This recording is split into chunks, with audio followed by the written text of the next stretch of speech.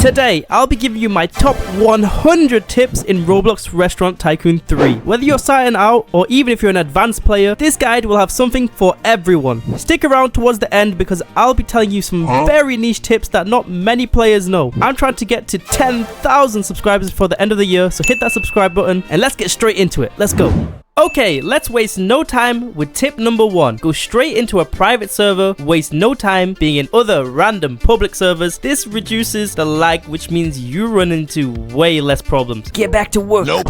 The game is so popular right now, so those public servers are getting really full, and so the lag is just crazy. So make sure you jump into a private server so it's easier to build as well, and I'm pretty sure that the customer spawn rate is definitely at least a little bit better. A crucial tip I have to say early on is go get all the free codes for the game. For example, go onto the Restaurant Tycoon 3 wiki. You can search it on Google, or I'll just put the link in the description below. They have codes in this wiki that give you insane boosts. Here, look what's available at the time of recording. So make sure to grab some of those extra codes. You can apply them whenever and the wiki stays up to date. So if you want any extra information about the game or anything specific, it should be there. And if not, just leave a comment on this video and I'll try to help you out. On to the next tip. As you start out, I'd say spawn in one of those wider boxy type bases, as you can cram in chairs and tables straight away from spawning in. The other builds have too much clutter that prevent you from placing stuff down easily, and the customer pathways are just weird on them. You could also consider just deleting all the walls and roofs straight off spawn and build them in later when expanding your actual restaurant. When you first start the game, it looks really overwhelming. I remember the first time I loaded in, I was so confused. There's loads of different type of cuisines to pick up from, and that makes it so hard to understand exactly what cuisine to pick. People usually go for their favorite cuisine or their own country. However, if you want to make a lot of money in this game, I'd say start with British food.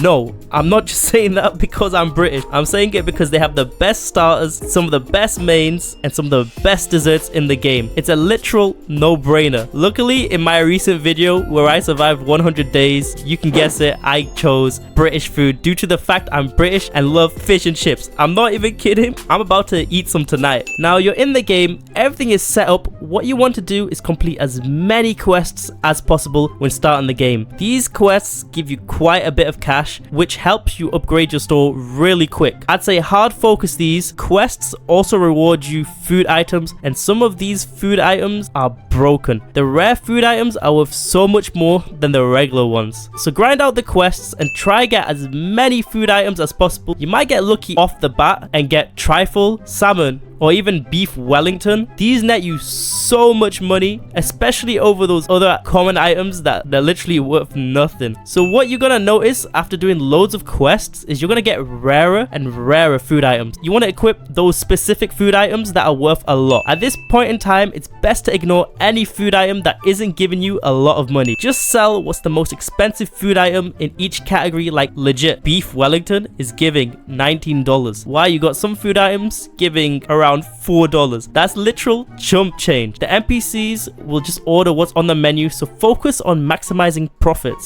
As you start the game, I'd also recommend on trying to increase the capacity of your restaurant. This should be the main aim straight off the bat. More customers means more money. Now getting tables is a waste of time. You want to focus on party size first, and you do that with adding more chairs on each table. And there's a handy trick when it comes to chairs and tables. You'd think this table here can only fit 4 people, but if you go into build mode, change grid size to 2, you can place 8 chairs for this one table, and for the larger tables it can go all the way to 16 people. This comes in handy definitely in the late game when you are trying to make a money farm, because party sizes up to 16 people can come into the restaurant. If you're specifically struggling with filling your restaurant up with people due to spawn rate, consider this trick because you can potentially double the amount of people in your restaurant. Alright, next up, if you go to achievements, you are going to see all these categories. It's a bit overwhelming. You basically get all these by playing the game. What you are going to want to do is level up all of these and get all these perks. The major perk being access to some stores and farms in this game, which give you ingredients to level up food categories. You unlock a lot of these milestones by doing specific stuff like gardening. You'll have to place some garden type decorations and plant stuff. A lot of the milestones are heavily dependent on you cooking, so get working. You want to get access to these shops as fast as possible. You get access to these shops when you're level 5 in that milestone. These shops give you upgrades on your food items, which makes your food items worth so much more, so you can make even more money. If some of your milestones are lagging behind other ones, say like frying is level 4 while the rest are level 6, you want to add the food items that do frying and take out the rest of the items for a while until you rank up. It's definitely worth investing that little bit of time to get to level 5 on all the milestones. If you're trying to grind specifically the milestones, start a new restaurant and put the cuisine as South Africa.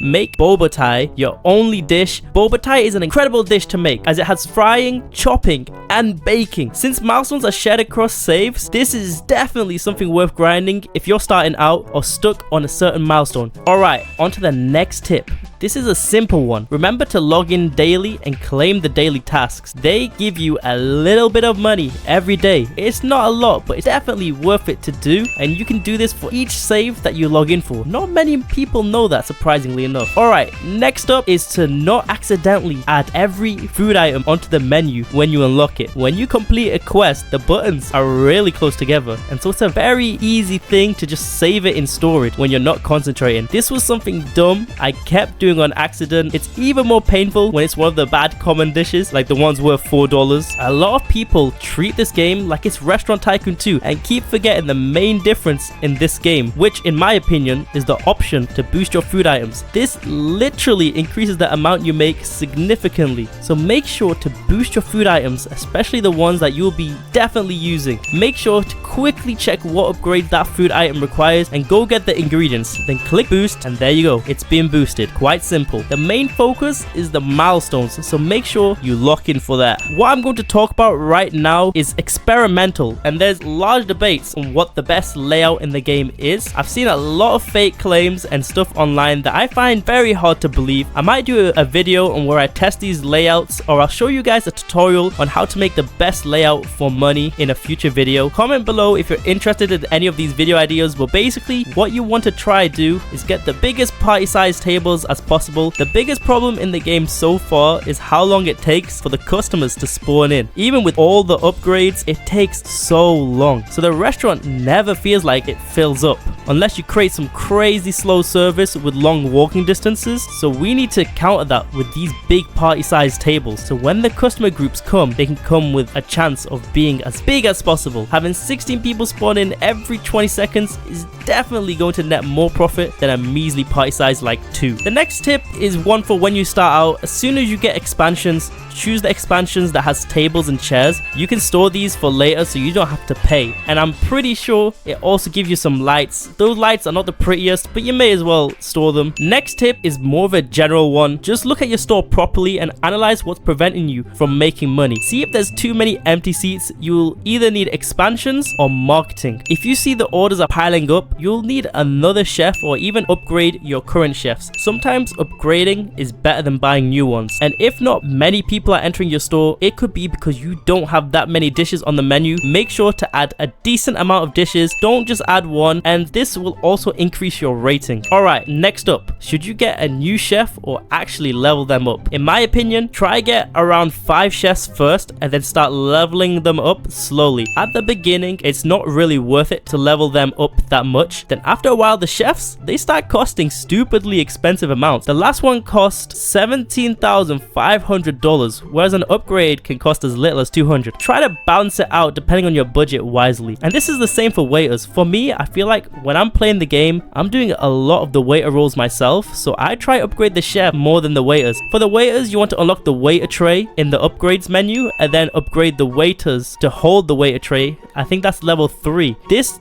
definitely increases their efficiency by a large amount. On to the next tip, and that is to get to 2 stars as fast as possible. At 1 star, you unlock birthday customers who buy tons of food, and at 2 stars, you unlock the food critic who will give you a $200 tip if your service rating is high enough, which adds up to quite a big boost in the early game. To boost your ratings, you have to split it mentally in the same 5 categories they have given, which is service, food, atmosphere, expansion, and hygiene. The easiest one to tackle is probably decorations. For that, you simply got to add decorations. Just add some of the cheapest from each category and you'll get 5 stars. It will increase the tip chance, increase the critics, so then eventually you'll start making more money. For expansions, keep expanding your store through the upgrades. This costs quite a bit of money, so I understand why it would take a lot of time. For the cuisine stat, just add as many dishes as possible, and the service stat comes from having max level chefs and waiters, which I also understand may take a bit of time. So I'd say hygiene is definitely one of the easiest 5 stars to get off the bat, maybe even easier and cheaper than the atmosphere stat. Just add the big stalls somewhere. They give hygiene 5 stars for some reason. It's literally broken, but you can also do it a bit more budget effective if you just get 3 sinks, 3 toilets, and 12 bars of soap for an easy 5 stars on the atmosphere rating. And if you think about it, it boosts the total star rating up by 1 whole star. You want to aim to get at least a total rating of 4 stars because that helps your restaurant get a lot in tips. Now, to make a lot of money, you need to make sure to AFK while you're sleeping or whenever you're not at your laptop or computer. It means you can make money when chilling. Now, Roblox usually auto kicks you if you're AFK for 20 minutes. So to counteract that, download an auto clicker, tiny task, or something similar. That way, when you run the app, you don't get disconnected for being AFK. I don't know what the exact phone variant app for this is. Don't gatekeep. If you know, let us know down in the comments below. This tip is what helped me a lot when farming for $1 million,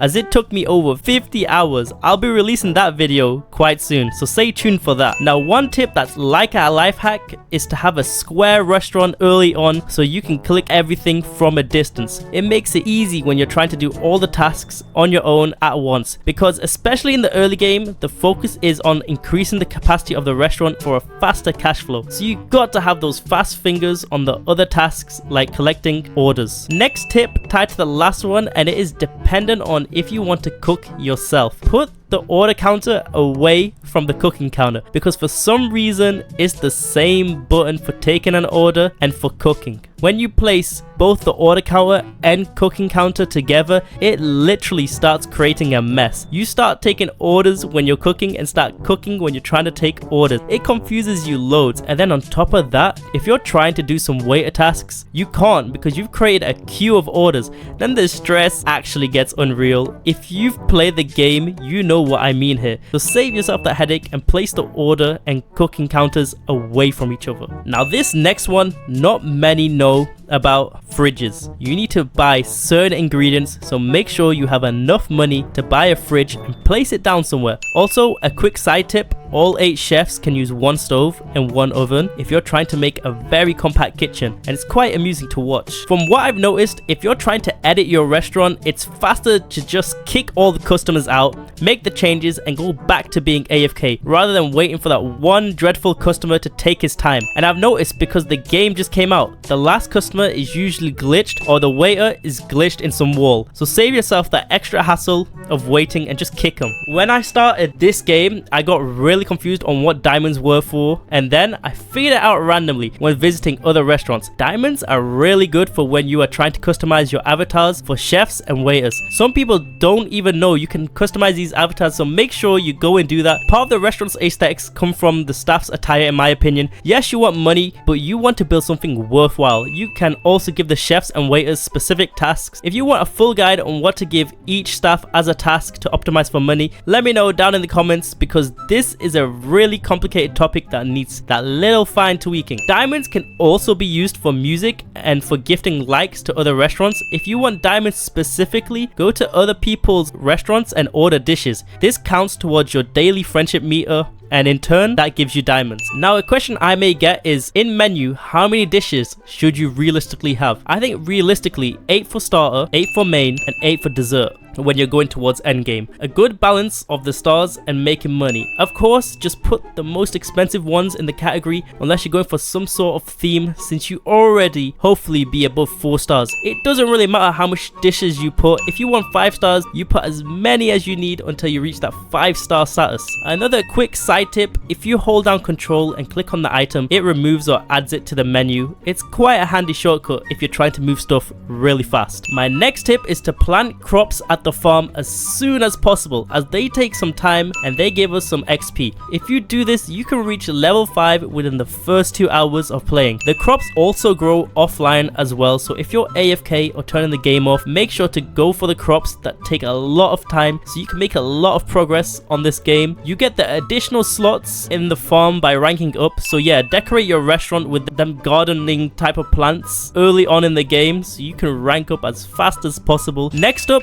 the shop and what I think of it. Sandbox mode seems like it's not worth it. Just make the money with money farms or just AFK a lot. Precision build collisions, and 2 times item limit is a personal preference for those of you who want to make a mega hyper specific store. Kudos to you if you're into that. Join my Discord and show me your store. I might review the top 5, so make sure you join the Discord. 3 times customer luck is a massive waste of money. Don't buy into that. There are only 3 different type of special customers and they don't really do much at this point in the game, so I would not buy that. Don't buy cash and diamonds. They're also a massive waste of money. Some final quick tips is to teleport around the map and have a look at other people's restaurants and get inspired by it. Same thing with the Ultra Raw Discord and Restaurant Tycoon 3 wiki. Make sure to check EKEA out. It just came out in the new update. They've got unique furniture there, and buy some of these limited edition furniture even if you aren't going to use it, because you can store it for later. They've released event challenges, so make sure to do as many as you can for the tickets. They reset every day, so try check every day. Spend these tickets on EKEA furniture, or you can even spend diamonds to pay for the furniture. And last tip is to hit that like and subscribe button for 1,000 times luck multiplier. Let me know down in the comments what other videos you'd like to see, and until next time, take care.